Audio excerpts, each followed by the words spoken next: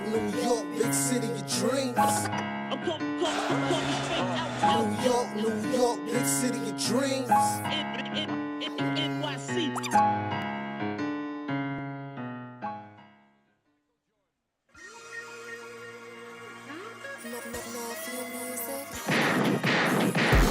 What's going on? This is Jay Ellis from Knick Of Time Show. Here, give you that Knicks talk just in the nick of time. And it's time to talk about a really tough loss. The Knicks had this game in the bag, seemingly, when we lost to the Cleveland Cavaliers, 121-108. We missed free throws, but we had 26 assists. We had balanced scoring. We had fast break points.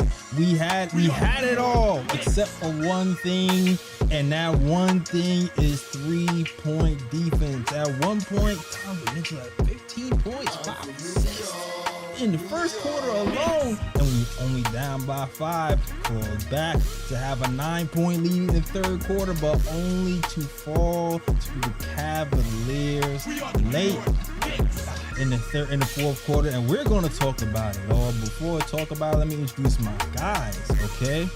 First and foremost, ignore the name tags in the wrong place.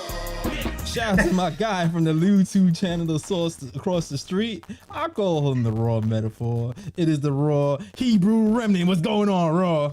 What up, Ray J. Ellis, man? What up, man? Dreary day, dreary night. Yeah, dreary night. Yeah, you guys don't even realize what's going on behind the scenes. My computer was pissed the Knicks lost. It was shutting down. My headphones broke. It was ridiculous. But we are here talking Knicks basketball with you guys. And of course, you already know who this is.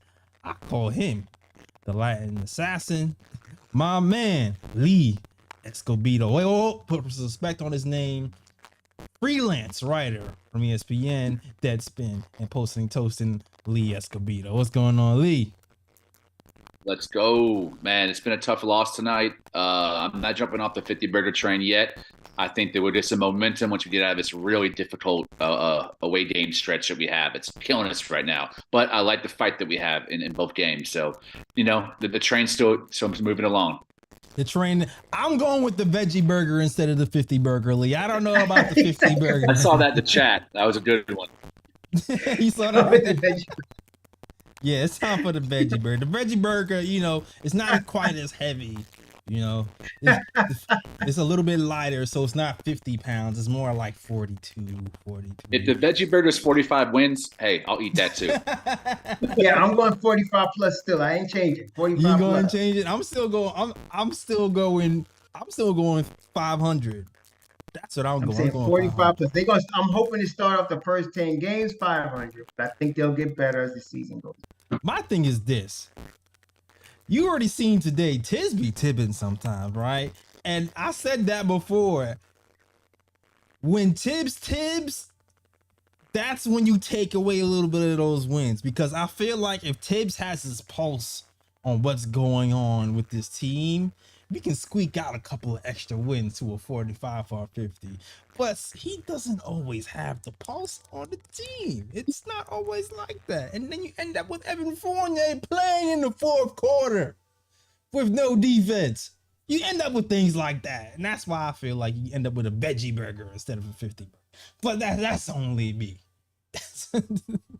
But maybe I hope I'm wrong. I really hope I'm wrong. But we can talk about some good things that happened beforehand. And the first thing I really want to point out is RJ Barrett. I've been kind of tough on RJ Barrett for a while. This beginning of this season, his shooting wasn't going as well as I wanted it to. I felt like he was forcing a lot of things, going to the hole, not looking for his teammates. And today was the opposite. He was very efficient from the three-point line. I felt like he was a lot more controlled on his drives, and it seemed like he's centered. And it kind of it manifested itself in 15 points from the field, but not only 15 points, he was extremely efficient. 6 of 10, 60%, 3 or 4 from 3. Also 2 assists. Weird stat line. Didn't even get to the free throw line.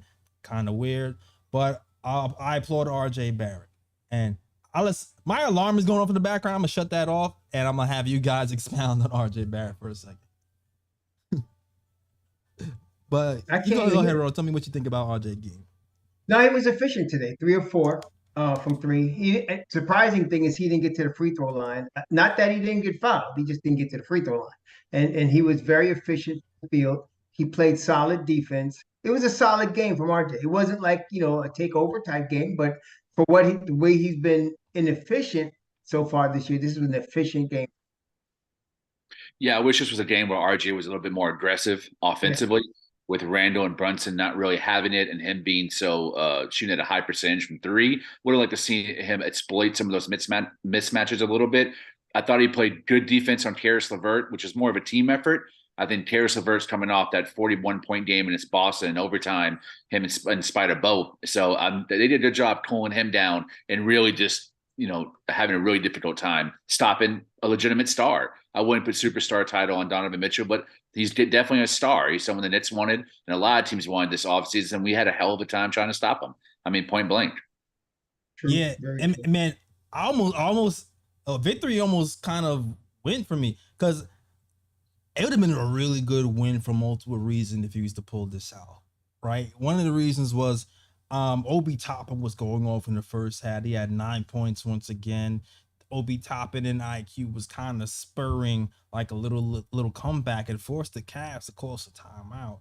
So for me, if the bench really contributed to this win, and they were the guys, who was kind of like in the controversy because they weren't, our front office did not want to include all of our bench and picks in the Donovan Mitchell trade. So if they actually pulled this out for us, it would have been like an extra, like, you know what I mean?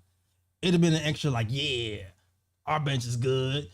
We get to keep them. And I'm not saying they're not, because before coming into this game, we were the number 2 scoring bench in the entire NBA. Yeah, so I saw that. I thought they were going to be good, man. Number 2 in the league. Number 2 in the league, exactly. We still good, but it would have just been like a statement. You know what I mean? It would have been a nice little statement game. For our bench. And I wish there was some carryover. This is one of those games where, they did really, the bench, Obi Toppin in particular, did really well in the first half, but the second half, that's where things fell apart, especially defensively, covering Kevin Love. Yeah. And Kevin Love started shooting the ball very well, man. Obi kept giving him too much room, and he was killing it. I'm not super upset about this loss. I think there needs to be a little bit of a dose of reality. And I'm speaking for myself in third person here, because I think that this is a team that's better than the Knicks, right? Flat out. The Cleveland Cavaliers are better than the New York Knicks right now. They're going to end up with a better record. They're going to go deeper into playoffs, and they have a brighter future. Because not just because of Donovan Mitchell, but the team that he joined. They gave up perimeter, fringe players. Markkanen's playing great in Utah, don't get me wrong, but their core stayed intact. Both Wade, Okoro, Allen, Evan Mobley, who's a future superstar, and Darius Garland. I mean, they have a very solid 6 to 7 man rotation, and plus Kevin Love off the bench, bringing championship experience, and actually one of the few veterans in the NBA. Raw and I were talking about this, that actually has integrated into a new role and evolved into a spot up 3-point shooter and catch and shoot shooter on the perimeter. He's very hard to stop and lives for the clutch moments. So we lost against a team that we probably should have lost on paper and in reality. So I would love to have gotten this, because we've really only beaten bad teams that are playing really well in the beginning of the season. This would have been the first good team that we beat, but we lost to a team that's better than us in the end. Yeah. But you know what? We were still right there, Lee. We were still right there. We were. And that's what we proud of. I won't concede that. I think the Knicks are going to get better as the year goes on. So I'll just say they're better than us tonight. But I'm not going to concede they're a better team. I mean, I'll say this. If they beat us like this the second time we played them, okay. But I'm not going to concede it. I think the Knicks are going to get better. I really do. I think they're going to get better as the season goes on. And I think that's kind of the bright side. It's one of those things where I feel like we're still learning to win. I do feel like they might be a better team than us right now, but I also feel like there is still room for us to get better. Because listen, Our bench, like I said, is the second highest scoring bench in the league right now, and they laid an egg. They're the biggest reason why we lost this game, and you kind of saw it. You kind of saw it when Obi Toppin actually lost his confidence. Like you can actually physically see, like once he get that Obi turn. wears his emotion on his sleeve, man. Yeah, Yeah. He does. That's just, that's how he is. So he really did. You could see he was a little down after Kevin Love, and then he just made a couple of really mental mistakes, and that was messing with his head too. Now we Guys, played him again on December 4th. I'm looking forward to that one. the I'm Knicks for sure did better, but the Cleveland Cavaliers can also get better too. They're missing an Yeah, all-star no, player. they're gonna be good, man. There's no Yeah, doubt.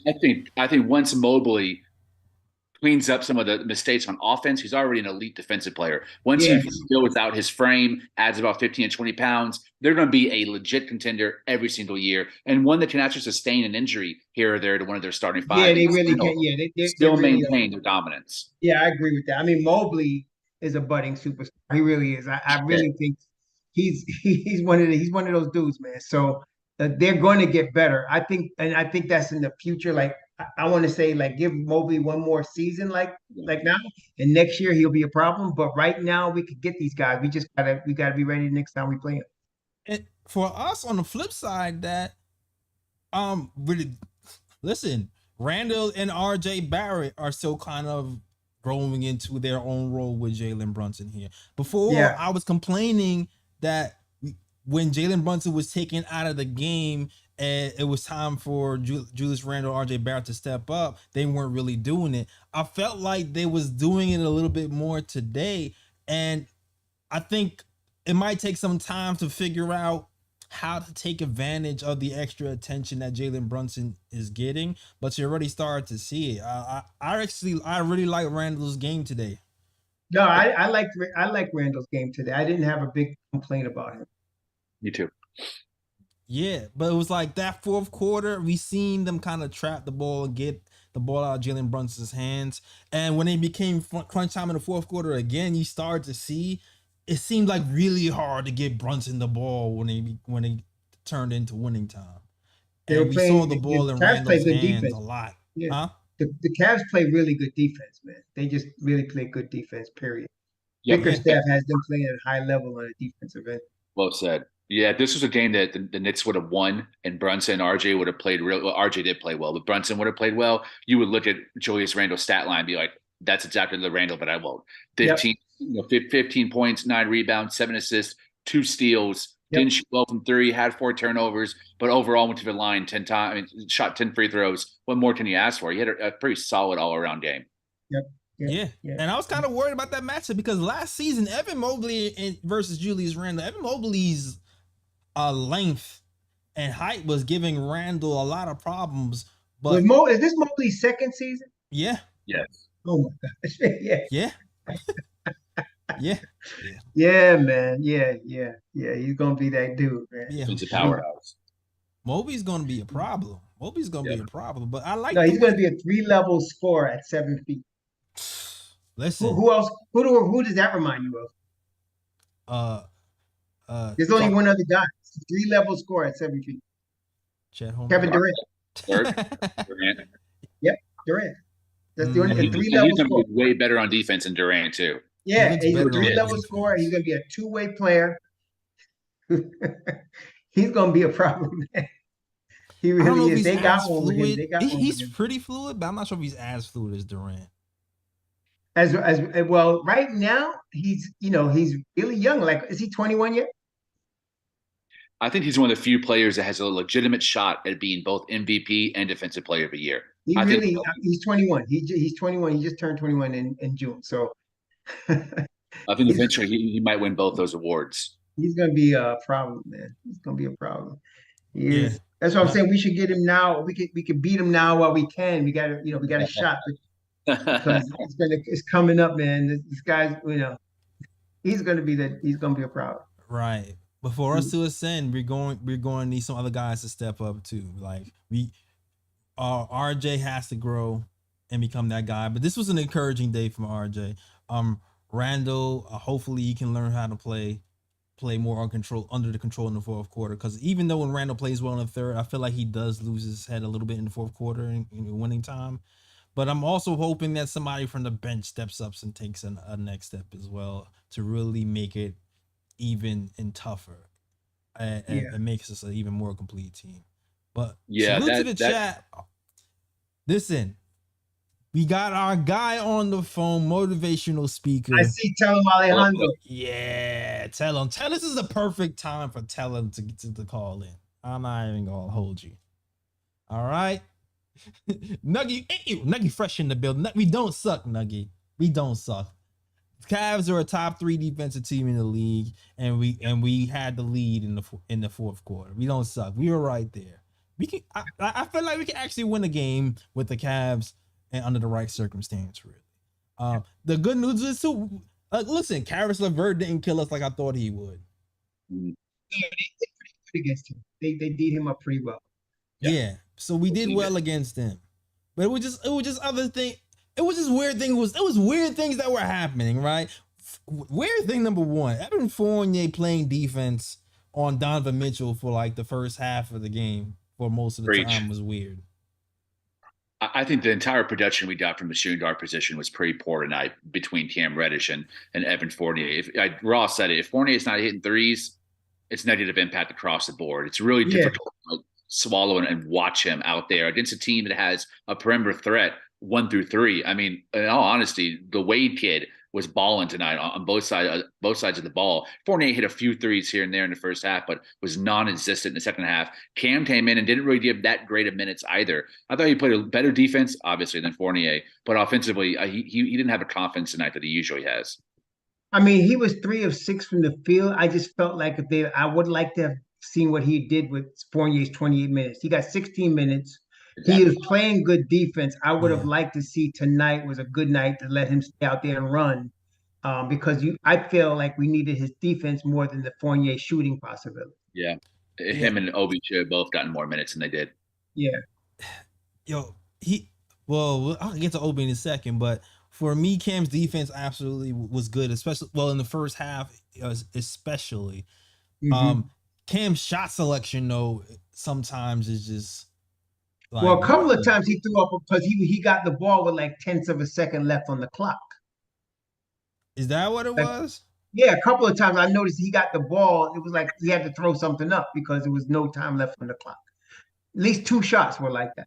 Okay. But defense, and that's why I looked bad, but I was like, he had to throw something up. It was no time left. But defensively, he was okay. It was just out of sync. I felt like it was just out of sync. So I'm thinking if we would have I would like to have seen him stay in the game. And I know he wanted to stay in the game. He came out and you could see him waving his arms. He wanted to stay in the game. But they put Fournier in there in the fourth. And I was shocked that, because Tibbs usually does not put Fournier down the stretch. He just doesn't do it. Yeah. So I was surprised that he chose tonight to do that when Kevin Love is having lights out shooting tonight. But whatever. We keep going. We go forward. Atlanta next. I think he got fooled because there was a stretch in that third quarter where Fournier was guarding Dennis Smith Jr. Not Dennis Smith Jr. Dennis Smith Jr. Right? Donovan Mitchell, and he stopped him like consecutive plays. And I think maybe that's what. Yeah, maybe he got fooled, but maybe that fool's goal got his off. He stopped him consecutive plays, and I think Tom Thibodeau was like, "Oh, he stopped him. I'm going to reward him with more minutes." And then just played the whole fourth quarter. It was like, nah, this is an anomaly, Tom. Don't fall for the fool's gold. You fell for the fool's gold. Yes, indeed. Yes, indeed, man. And they played Evan the whole fourth quarter. When he was breaking threes and then it came back to a pumpkin on defense. I was like, man. God, that chariot turned into a pumpkin for sure. Oh my God, where's the glass slip when you need it? We need Grimes, man. We need Grimes back. Sure, tonight we really do. We do need Quentin Grimes, baby. We do need Quentin Grimes. And it's going to take him like 5 games to get ready, Yeah. And Evan actually played good offense in that first half. I'm not gonna lie. He was keeping us in the game with the shot making. But the defense generally Evan's like a college player. He's gonna come out and rah in the first couple minutes of the game, hit a couple of threes, blah blah blah. Usually he does that, and if he continues doing that, that's when he's going for 30. But Usually he comes out in the first quarter shooting well, and then you don't hear from him the rest of the game. Exactly. That was kind of what happened today. Right. Jalen And Brunson's been even to me, like RJ's off ball, I felt like because it was a point in time when RJ was guarding Wade in the first half, and I felt like he wasn't playing good defense on Wade. Like he was just playing off him, chilling in the paint. And I'm like, dude, close out. Yeah. I feel like RJ is a big reason why Wade even got going. I feel like RJ was more engaged when he was guarding Donovan than when he is guarding Wade. And LeVert. He played good defense on LeVert, I thought, in the first half. The last 5 games, Wade is shooting 56% from 3, so they should have been on him. Yeah. But, Jalen Brunson's played great, and Julius Randle has played pretty solid as well. He's played within himself. This is a game with, hey, this is what it looks like when you have a star on your team. In the fourth quarter and you need a bucket, Mitchell got the bucket for him. We don't necessarily have that guy. We have almost that guy. Like Randall's almost that guy. Brunson's almost that guy. RJ might be that guy, but we don't have that guy right now. We could have if Leon Rhodes was willing to sell the farm, but he wasn't, and I think that was the right move. Right. No, yeah, and that's what I'm saying. I don't mind them not being that guy right now. Let's see what they're at game 40. I want to see what this is like then. I wasn't expecting them to come out like gangbusters this season. I was glad they started off 3-1, but like I said, I was thinking the whole time, let's go 5-5 in that first 10, and I'm still thinking that. And that's not saying what they're going to do all year because I believe they're going to get better as the year goes on. But if they can go 5-5 in this first 10, I'll be happy with it. Yeah, and I'm hoping maybe next time we'll find a way to get Jalen Brunson the ball towards the end a little bit more. Yeah, right. I think that might have helped. We ended up getting a lot more Julius Randle at the end, and he had a great game. And I don't mind him being aggressive, especially when he was playing that well for that long. But it might have been a better idea to find the guy who's the best closer on the team so far to me. Well, what I liked about Randle is I didn't see him force into double teams. He really was taking. He was taking the shots he needed to take when he was one-on-one with me. And I like that. I don't mind him doing that at all. I like him doing that. Yeah. I don't like when he tries, which he hasn't done too much this year, force when he's got a double team and he hasn't gotten rid of the ball fast. He's been getting rid of it this year. So him and RJ. I feel like RJ had some nice passes too. Like there's a lot of times I feel like RJ gets in that paint area and he doesn't have a plan. He just like, I'm gonna jump up in the air and pass it, or I'm gonna throw it up. There was a few times where I feel like he's benefiting from watching Brunson play. And I feel like a few times he was actually probing in the paint and then waiting for the opportunity. He actually caught Brunson cutting from probing in the paint for a layup. Yeah. And I was like, and Brunson made a nice layup, man. Made a nice reverse layup on him. Yeah. So I liked our pass. We had 26. We did everything right, Roy. You see, Roy was reading the stats before. We did everything right but guard the 3-point line, man. 26 assists. Right. 26 assists is a nice number. 9 steals. They did good, man. I mean, they out-rebounded them. They got 45 rebounds, 12 on the offensive end. And Mitch Rob, of course, had 6 of those. And Hartenstein had 5. They did tremendous. Just that they shot 10 of 27 from 3, which is, that's NBA average, 37%. Mm-hmm. And they lose the game. They out-rebounded. They outscored them in the paint. They doubled. They got 64-32 in the paint. That's ridiculous. I know.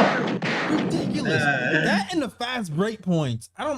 What's the fast break? The fast break points were also ridiculous. The fast break points, I think it was 32-14 or something. How, Sway? How do we have 32-14? Because they hit 23 3-pointers. Crazy. They hit 23 3-pointers. Crazy. They shot 46% from 3. That was the ball game right there. And the Knicks, they shot 16 of 19 from the foul line, and the Knicks was 8 of 16. So those two stats, the foul shots and the 3, and they did not. And the Knicks were like number 1 or number 2 in defending the 3-point line. So you got to give it to Cleveland. They were shooting the rock, man. They were shooting the rock. They definitely. And Donovan Mitchell was creating a lot of collapsing when he drove to the basket too. So those guys were getting some open looks too because of how lethal Mitchell was in the teeth of a defense. He was really getting whatever he wanted in the fourth quarter. Yeah. Yeah, he's been shooting 41% from 3 over the last 10, this season so far. Because he's a career 30-something% shooter. You would not expect him to hit that much, but he was on to that. He had 61% from 3 tonight, 62%. Yeah. Hold on one second. Let me plug in my computer real quick before stuff dies out. Hold on one second, but keep going. And what Brunson did against Charlotte when he was so clutch for the Knicks, really rallying in the fourth quarter and over. Yes. You can't expect him to do that every night. If you could, then he would be Donovan Mitchell, but he can't. So we didn't really have that guy tit for tat with Mitchell. I thought he would be able to go at Mitchell, though. I really expected him to be able to do that. And I think he would have, but they were killing us so much from three. I think that discombobulated everything because they really were killing us from three. And then Mitchell Robinson with 5 fouls, that hurt. That hurt. Couldn't use him as much as you needed to on the defensive end. And yeah, it really felt like they game planned pretty well for the starting unit. They held Jarrett Allen to single points. Evan Mobley didn't kill him in the front court. I mean, what can you do against Mitchell? I mean, the guy's a bona fide bucket getter. It was put Evan Fournier on him. It was the bench that they really was their foil, and Kevin Love and the minutes that Raul Neto got, and man, Wade is just a really solid. Wade killed us today. He was 6 of 8 from three. He was getting open looks and nailing them. At the beginning, I wasn't really worried, and I saw them doing that 3-point show in the first half. I felt like they're gonna go back to the mean, and they did for the third quarter. But then the fourth quarter, it came back on, man. I was definitely worried about Wade because I know Wade is able to hit those threes, and I saw like they don't have Okoro in that starting unit anymore. And when you have a guy Donovan Mitchell who you have to keep your eyes on, it's really it can be like a lot of driving and kick situations happening. So even though Wade isn't the guy who's going to create at you for a high clip, he's a 3-and-D guy. So you can't sleep on him looking at Donovan Mitchell. So I was definitely worried about Wade, and he proved tonight that like we should have been worried about him a little bit more than we were. But yo, salute to the chat. And everybody else is right with the KOT shoe. Shout out to Kanal Ben Lawyer, Dwayne Osodop, Kaiser Soze 718, Fritz Alexander, Dwayne Osodope, and everybody else is rocking with the KOT show. First caller up, we have our guy. Tell him. Let us know, man. Testing. Yeah. Testing. Good. Testing. Yes. Yeah. Hey, how you doing tonight, Jay Ellis? What's going on? How you doing tonight, Lee? And hey, how you doing tonight, Raw Hebrew Remnant?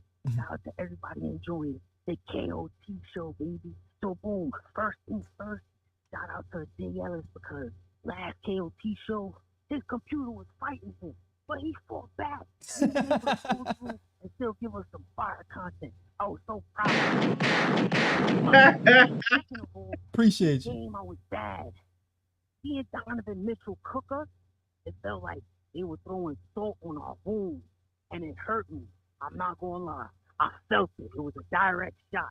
I was sad, especially because we had to leave. We could have won. A lot of the points that Jay Ellis was making as far as, look, you see, we ain't give up all our assets, and we don't need them. That's how I was feeling. Yeah. And then we took the L, a big L, because it was spraying from deep. But it's all good and gravy, baby, because while I was sad, I found a pick-me-up. I found our schedule. And then I saw that the next game is my Super Bowl. Yes. The next game is my Game 7 NBA Championship Final. Let's go. The next game is the Atlanta Hawks. And nothing gets me more excited than punishing the Atlanta Hawks. Clint Capella is soft. A bum. And as far as I'm concerned, everything that he did, getting a 3-1 lead, becoming a vacation sender, not going against injured Nerlens Noel or injured Mitchell Robinson, but going against third-string old Todd Gibson and running his mouth like that, I will never, ever, ever let him forget that. Don't let him. Every time I see him pull up against my team, we gonna go for it. We going, man. I'm listening. I'm sorry, not tomorrow. Oh, yeah. It's Wednesday. November 2nd. And it's going to be in the Garden. Now, it don't matter to me whether it's in NYC or the State Farm Arena because we already commandeered their turf. Little do some people know, when it's an Atlanta Hawks home game, we go up in there and take over because it's our new home stadium. But with that being said, I can't wait to see Trae Young and DeJounte Murray. I'm excited, obviously, with Jalen Brunson going up against those guys because we need his firepower. We need to see if RJ Barrett has improved, if this improved Julius Randle is ready for the test. And I can't wait to see Cam Reddish go against the Atlanta Hawks also, because he might be feeling a certain type of way. Like, I'm going to show y'all why I should have been in the rotation, you know? But we're going to wait and see.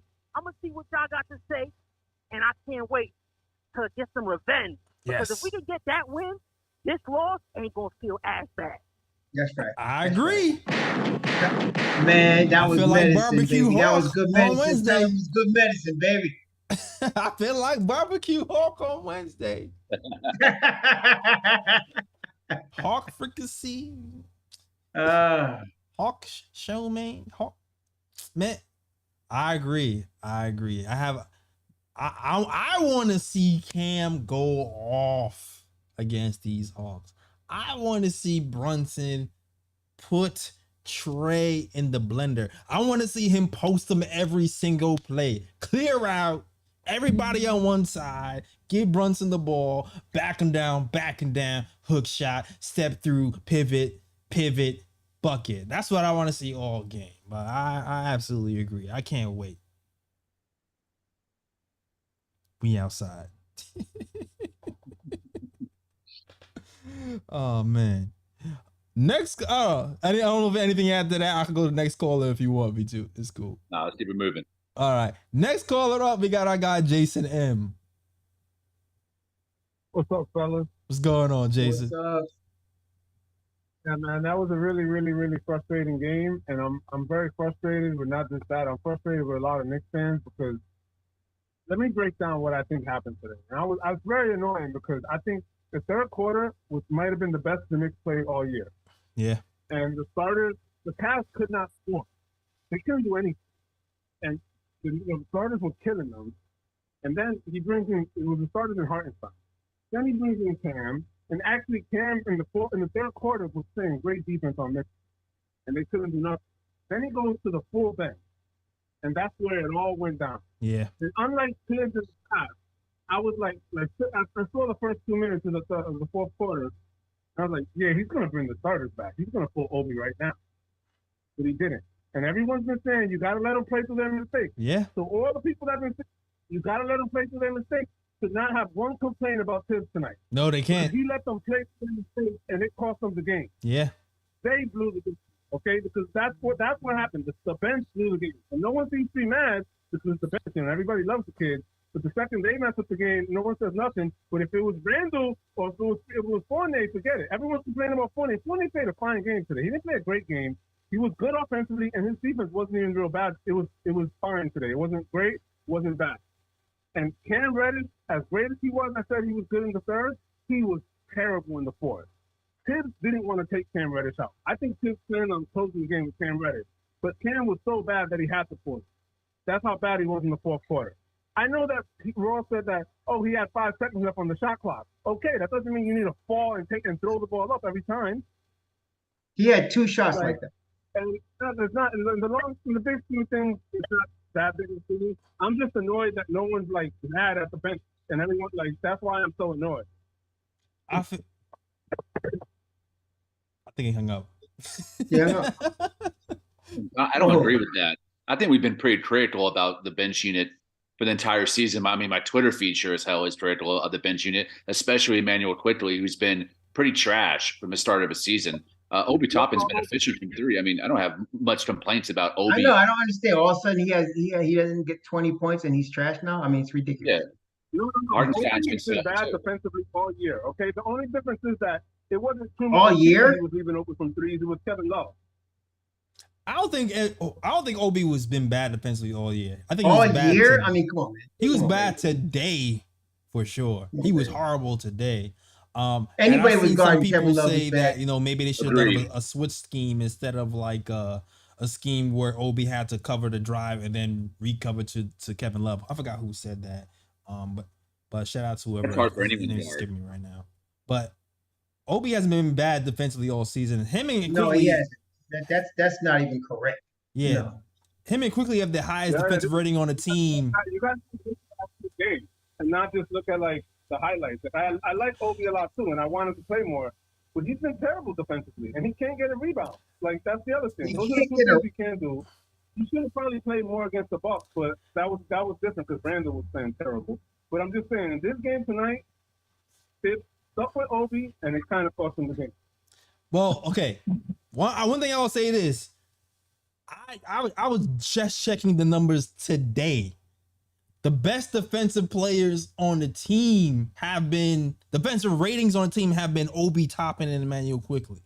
Well, but it can't be JS because he's been playing terrible defense all year. Are you watching the game?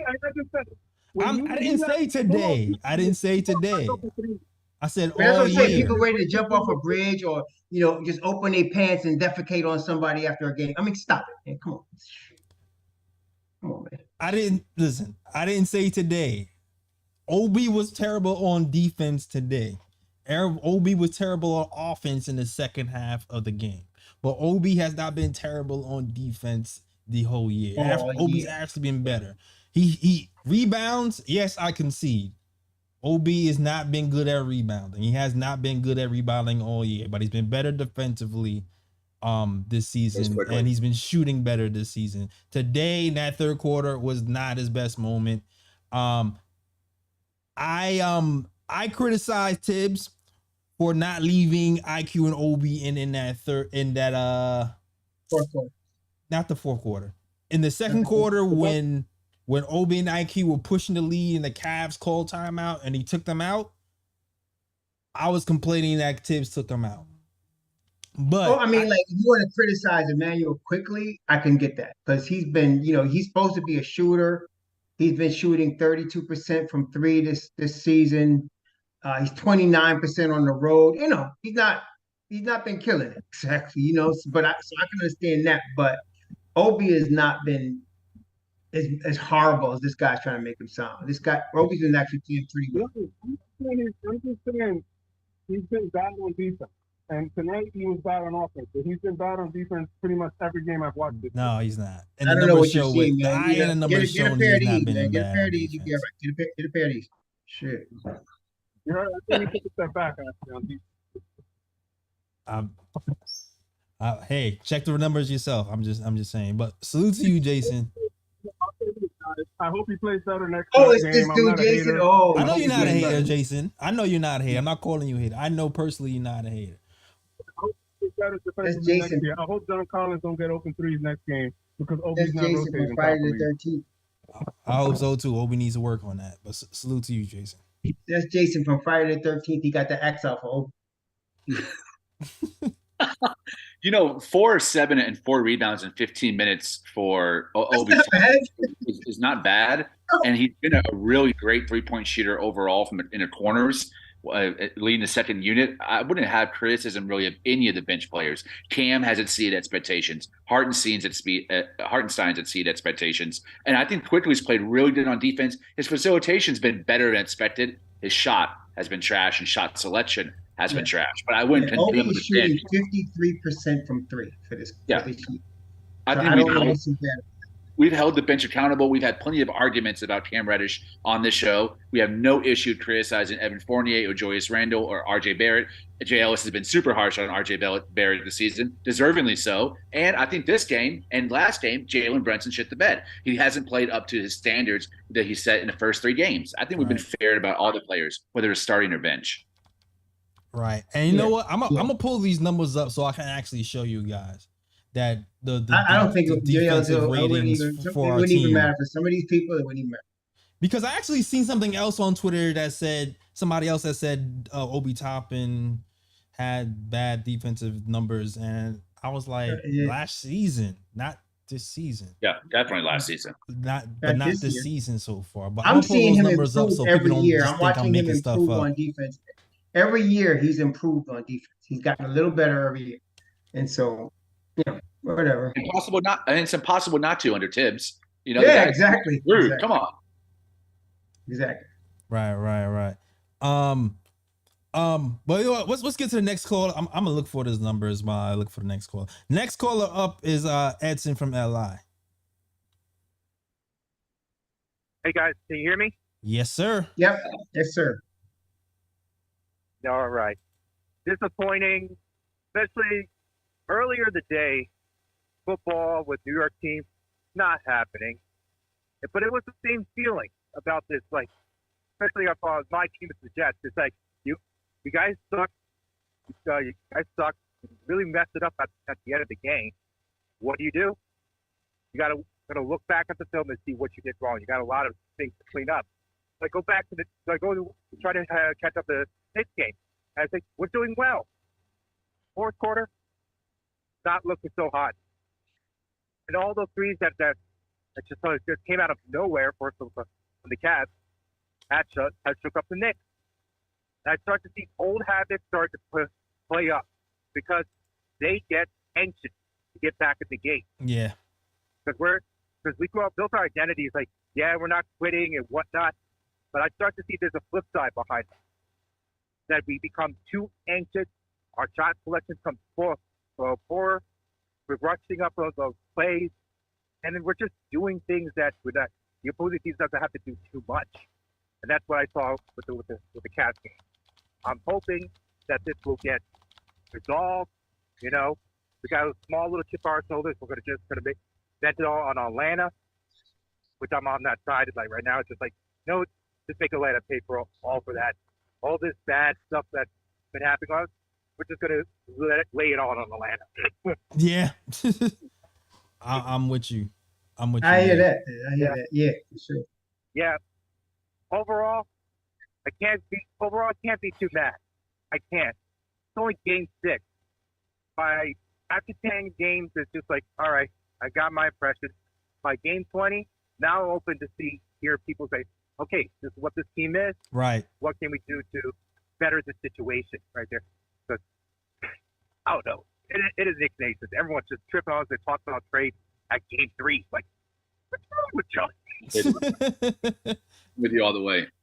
Oh, man. Absolutely. All right, that's all I got to say. You know, let's just take it off. It was a bad quarter, but we'll get through this. All right. Absolutely. All right, peace, guys. I agree. Thanks. That was a good call. I agree. Yep. JLS Raw, I think sometimes we just like overcomplicate things. And I'm going to stand by my take. I think the team played really well overall. This is not the game to nitpick Tibbs' rotations and, you know, who we should have played this guy more. This is a game that we could have won. We played really hard. I thought we played better defense than what the optics might say. And we, you know, Jalen Brunson and Randall and RJ overall played a pretty solid game. It could have been better, but I'm not disappointed in their effort. They have a superstar. Donovan Mitchell is better than anyone on our team. He's a solid dude. In the fourth quarter, he took over. He did what stars do. Sorry, not superstars. He did what stars do. The Cavs were 4-1 before they beat us. The one loss to Toronto, they lost by 20 points. They're on fire right now. They're a good team that's on a winning streak. We lost. I mean, let's not overcomplicate the situation. Yeah, true. Yeah. Very true. Very true. Yeah. And I still agree with all that there is room to grow with this Not a team. man. If you look at every year under Tibbs, it's been that thing. They always do better in the second half of the season than they start the season. So I'm not worried about they're going to get better. I'm not worried about that. They're going to figure this out. It's just, you know, and I feel like, honestly, they're starting more solid this year than they have in the past years. I was very concerned last year with Kemba Walker starting at the point guard, but this time I'm not as worried about it. They're going to figure this out. Brunson is still getting acclimated, man. So I'm not worried about it. There's a silver line. RJ Barrett found a shot. He found his confidence. Yep. He played the best game of the season so far in terms of right. efficiency. And his That's defense was pretty solid all night. That's right. And Randall, though he did some bonehead plays and he didn't shoot well from the free throw line, my biggest concern with him is his head. You know, and he was in a good place. He did to me what he could do today. It was what it was. You know, so I'm not worried about it as much. I think we're going to be all right. I'm not really as down because we lose a game at the end of the world and everybody sucks all season and all of this crap. No. I'm with you. Yeah. Best case scenario for us really will be one of the best case scenarios would be Jalen Brunson, Obi Toppin, and RJ Barrett all find their groove. And listen, we had a game where RJ shot well today. We usually have to wait until January to see a game like this. Yeah, right. That's right. Yeah. and it's happening in the end of October. So it looks like we're a month or two ahead of schedule. Hopefully he keeps that up. And if he keeps that up, and I think we get more disciplined with our closing, Yep. we should be fine. And I think we'll pull out a whole lot more of these games.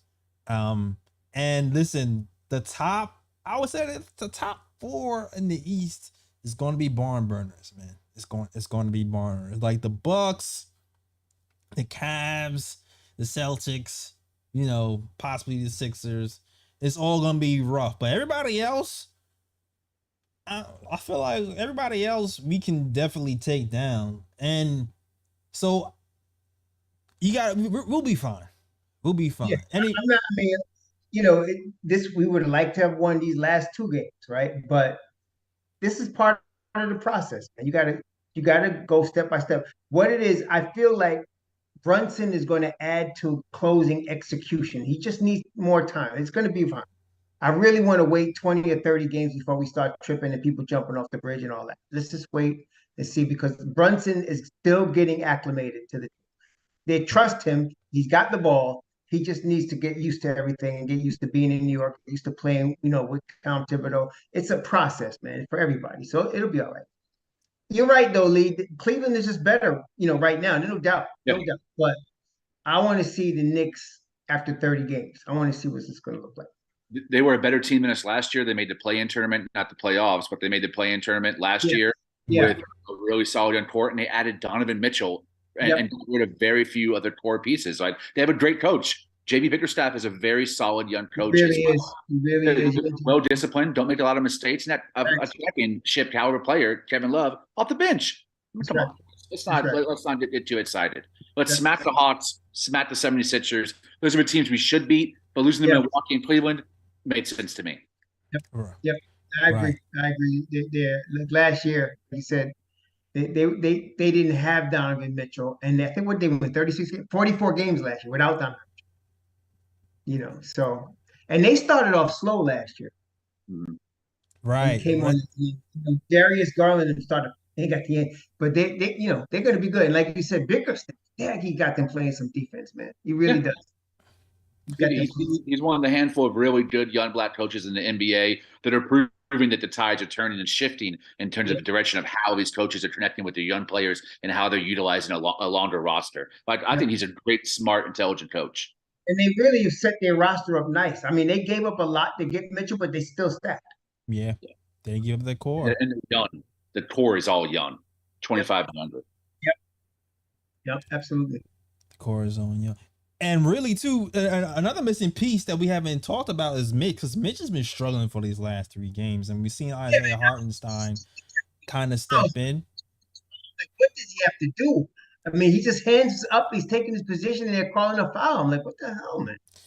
Yeah, it's one of those things where he gets bad fouls called on him, but also I feel like he hasn't been all the way disciplined as well. I think it's kind of been a mixed bag with Mitch on that. Hopefully it gets better, man. We can't be having it.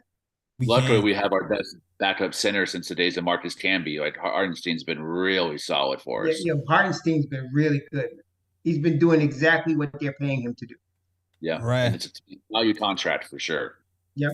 Yeah, and he plays with a lot of heart. It's like sometimes with Hartenstein, though, it's one of those, he's not going to be able to compete with certain centers, like when guarding guys like Jared Allen and Evan Mobley, where they have that length. He competes, but they're going to be able to shoot over him whenever when he wants to, and he's going to be a rebound disadvantage sometimes. And he crashes. He tries, though. Like, he actually hit the boards, though. So I want to give him all the credit. And that's why I still feel like we're going to need Mitch to get it together in the long run for us to really make a run. But he's done well for us, though. I think he will. I think we can pretty much bank on that. I think he'll be all right. We just, like I said, this is the early, man. We're in game 6. We'll be all right.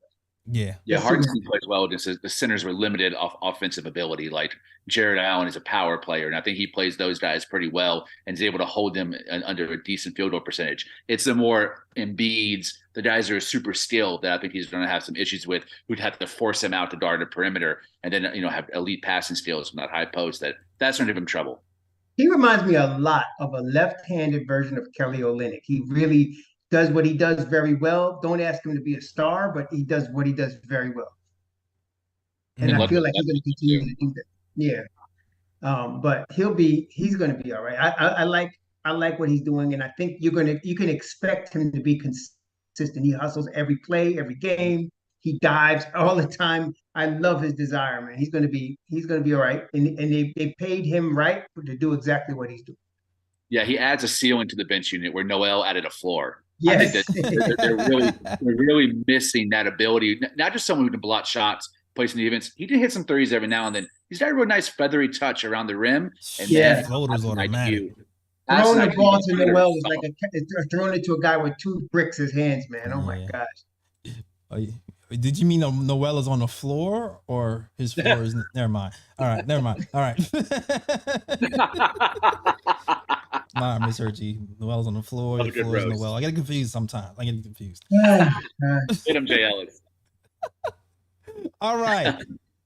For the culture. It took me a while. Thank you guys, Lee and Raw, to talk and allow me to concentrate on finding some of these stats to kind of present to the people what I've been talking about when it comes to the defensive ratings. Now, Emmanuel Quickly and Obi Toppin have the best defensive rating on the team so far.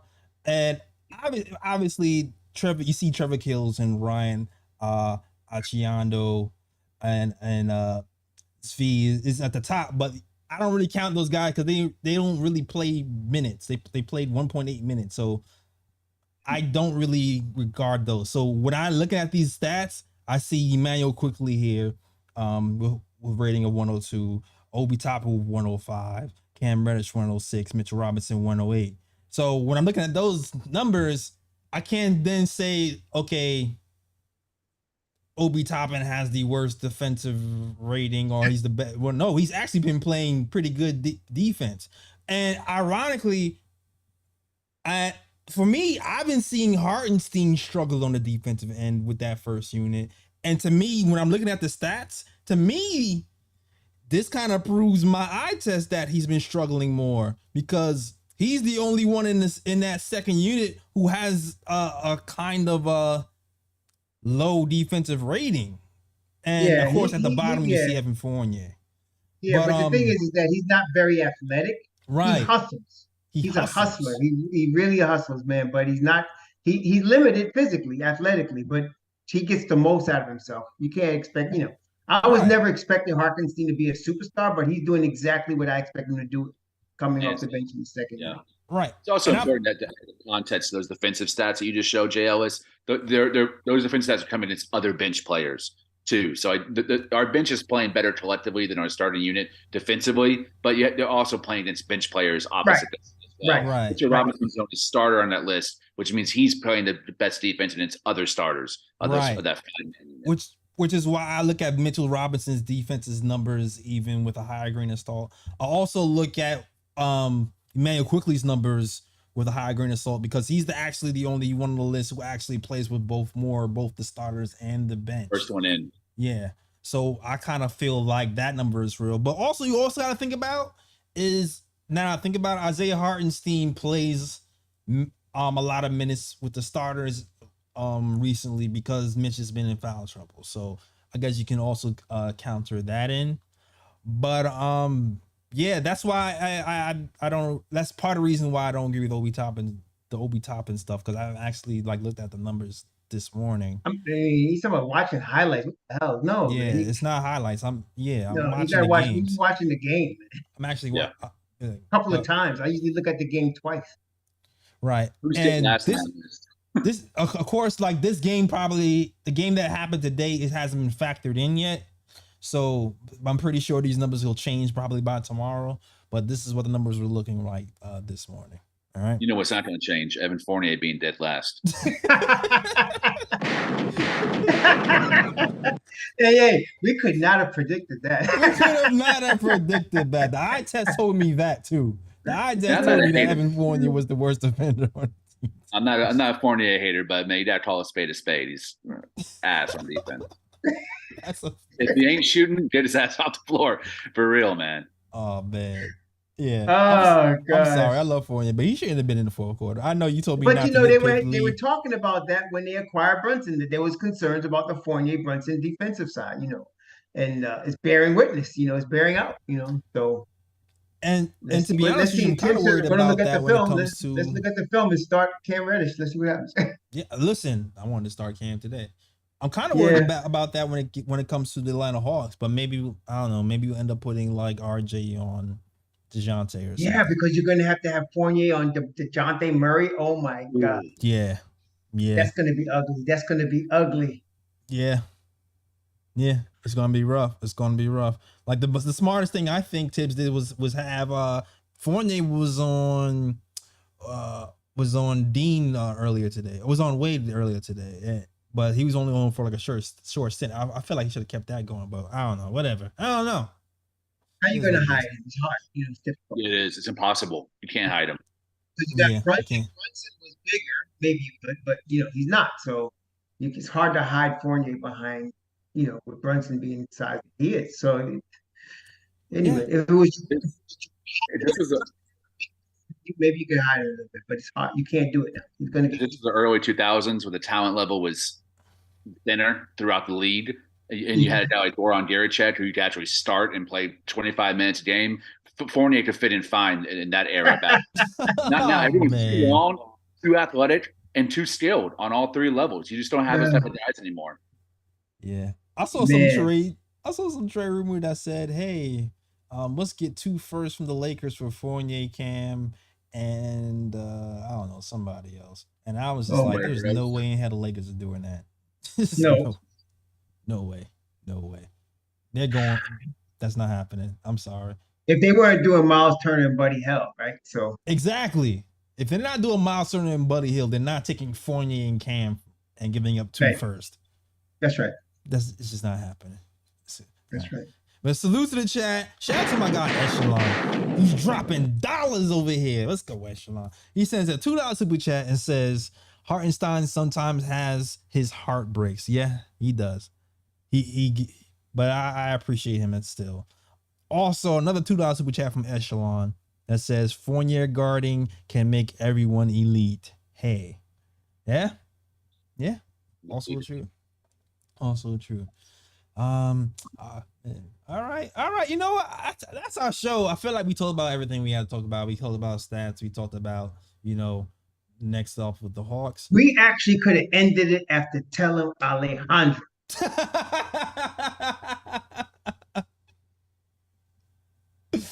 He's the best call, man. Shoot. Tell him call back and give us a sermon.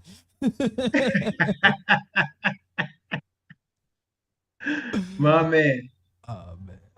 But I appreciate you guys in the chat, man. If you're feeling the show, please hit the like button, please hit the subscribe button. Lights is look a little light. And I thank you for rocking us for us after a loss. If you're watching us after a Knicks loss and you're here watching us talk Knicks basketball, you are a very real Knicks fan. I salute you for real. Us. All right. So pat yourself on the back for kicking it with us after a heart-wrenching loss. All right. But yeah, we can wrap it up, gentlemen. That is our show.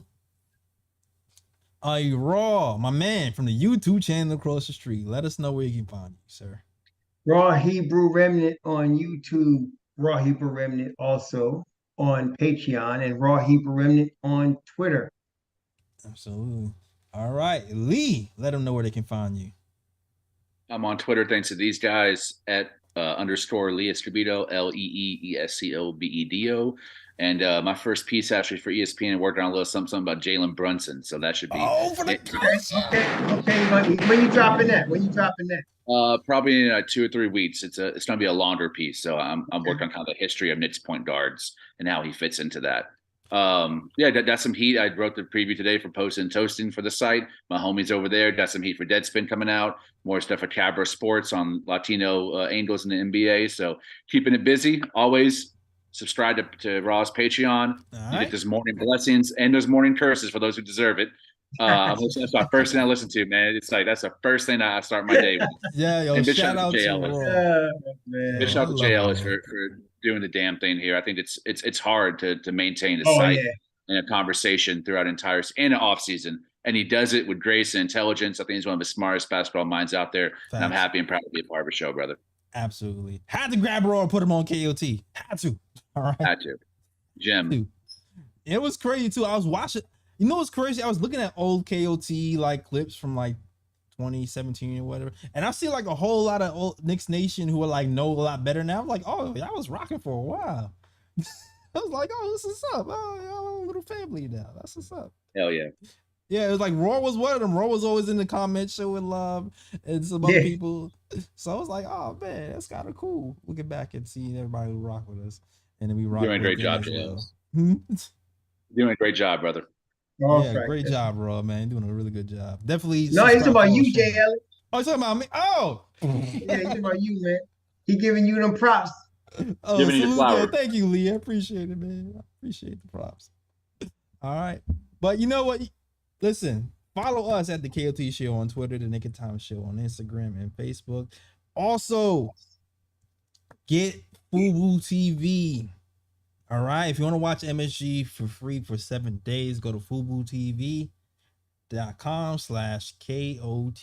for free MSG for 7 days. If you decide to keep it and actually pay, you'll help your guys at KOT out.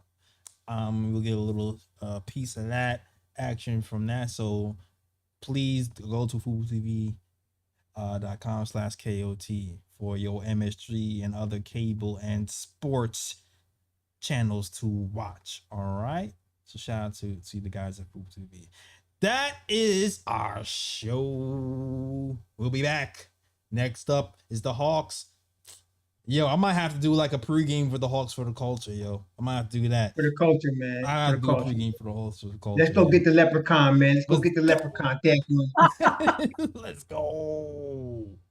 Man, and usually I'll have like I'm trying to get like guests from other podcasts who specialize in their teams to talk with us. But for the Hawks and the Nets, I can't do that. I don't like them. So I can't even play key with their fans. I'm sorry. So we might have to do that ourselves, all right? But I'm sorry. I'm not gonna play key with Nets fans. I'm sorry. Scared. Oh shit. But yeah, that is our show. And as always, shout out the World Wide West. Everywhere we go, we leave a worldwide mess. Mess out here in these Knicks YouTube streets. It's our show. We out of here. Ron usually says that. New York, New York, big city of dreams. I miss it. New York, big city of dreams. What is it? Sir G is chilling.